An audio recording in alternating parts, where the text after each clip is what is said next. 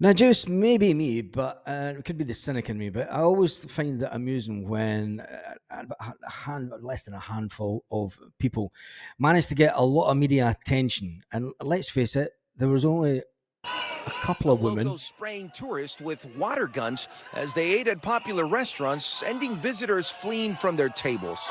fleeing from their tables. Yet two guys get up and walk away because they don't want soaked by a couple of females, soaking them with water pistols. Yep, water pistols. But let's look at the immigration issue and the people that are buying holiday homes issue in Spain, and let's have a look at the correlation between both in this video. But let's listen to one of the Spaniards talking about the property issue first of all. Restoration and hotels is the group that makes really big money, but all the people are in a very poor situation and they don't have enough money to live. That's a problem. They don't have enough money to live. That is the problem. They don't have enough money to live, and there lies the underlying issue around about Spain.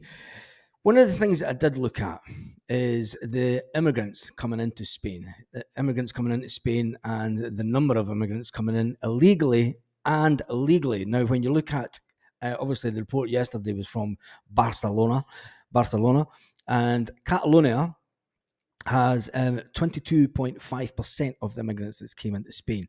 The Valencian community has 21%. The Murcian community has 18.6%. And the Madrid community has 22.3%. And then you look at the Canary Islands and the Balearics Islands, they have 26%, the Balearics, Ibiza and places like that, 26.4%. And the Canaries have 21.5% of immigrants heading to their regions. Now, when you look at the immigrants in 2023 illegally entering Spain, we're going to look at that first of all before we look at people buying properties in Spain and the issue that's underlying the tourism sector. Irregular immigrants' arrival almost doubled in Spain in 2023. Madrid have reported that around 57,000 immigrants entered Spain irregularly, that's illegally to us, last year, almost double the number of 2022.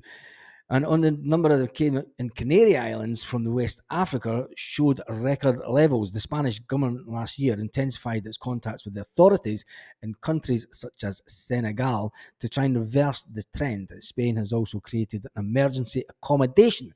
Now, this is one that you'll find interesting because I'm seeing a lot of videos coming out of the UK of people going to holidays, going to hotels and such in the UK, and showing that these immigrants, illegal immigrants, are staying in hotels. Well, in Spain, the immigrants are taken to military barracks, hotels, and hostels across the country, according to Reuters.com, and I'll show this on the screen just now. It also goes on to say a total of 56,852 immigrants illegally entered Spain by sea or land in 2023, an 82% year-on-year increase, the highest number since 2018, when 64,000 arrivals registered by the Interior Ministry, data showed. The Canary Islands accounted for the bulk of the arrivals, 39,910, up 154% on the previous year. 39,000 rocking up on the Canary Islands. They need a house. They need somewhere to stay. And this is one of the underlying issues that we need to talk about also. And it does go on to say that a lot of the stuff coming out of Africa are obviously Senegal and other African countries to reach Spain. But where are the legal immigrants coming from? Spain Migration Stats and Facts by Statistica.com, and they go on and they show you the stats of the recent ones I've got is from 2022. The number of immigrants into Spain by nationality. This one you'll find interesting. Colombia brought in the biggest number of immigrants to Spain, 172,241. Morocco, then, this is I take it this is legal immigrants. They brought in 113,725. The Ukraine brought in 91,621. Venezuela brought in 82,000. 474. Peru brought in 65,230. Italy, 48,797. Romania, 48,011. Honduras, 34,000. Argentina, 33,000. Paraguay, 23,000. Russia, 20,000. Brazil, 20,000. And then the United Kingdom. The United Kingdom, there was 18,986 people left the UK and immigrated to Spain full-time in 2022, these figures. So it's just interesting to show you the number of immigrants that are coming into Spain, and these people are buying up property. There's a lot of these people are renting out their property, and that is the issue that is happening in Spain just now. With all the protests that are going on about Airbnb, and let's face it, it is Airbnb that is the biggest issue in Spain. It is not hotel groups. I mean, that guy said that the people that are making money are hotel chains, hotel groups, and people in the construction industry, because a lot of people that are coming in and buying property cheaply in Spain are then spending money doing the property up and then inflating the prices vastly, which is not allowing locals to then be able to buy the property. I've seen in some cases, especially in Torrevieja area, that prices have went up over 100% after an immigrant has bought the property. Yes, they've put the property back on the market over 100% more than what they bought it for. Is that inflating the prices?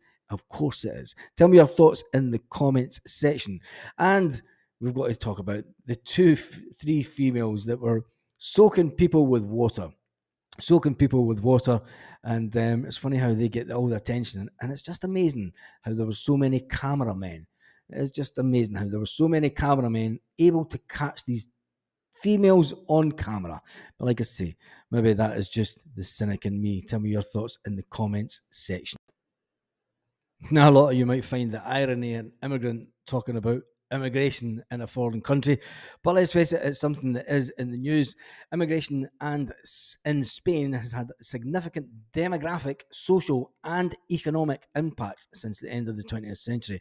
Approximately since 2010, the number of immigrants has increased considerably, that more than 1 in 10 inhabitants in Spain have come from other countries. In 2023, the population of Spain was 48,100,000, 48.1 million, and that included 6.3 million with non-Spanish nationality. And I think that's really the underlying issue when it comes to Spain. People can't afford the houses. I mean, I know I do videos on really cheap property in Spain, but let's face it, people don't want to stay in those little villages when there's not a lot of work. They want to go to the big cities. They want to go to the big cities and work. If they can't afford to live and stay in the big cities with the wages that they're on, it will only do one thing, and that will drive the wages up in the country. And that could be adios to your cheap beer. Anyway, on that note, have a fantastic day. Hasta luego.